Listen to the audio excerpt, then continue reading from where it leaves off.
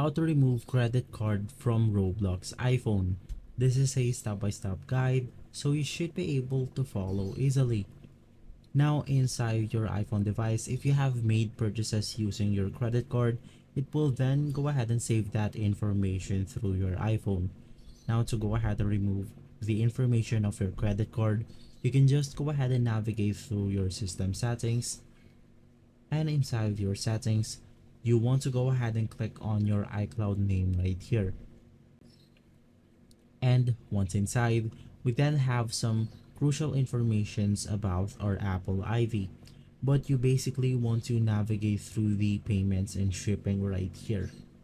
You can go ahead and see that option right below the sign in and security.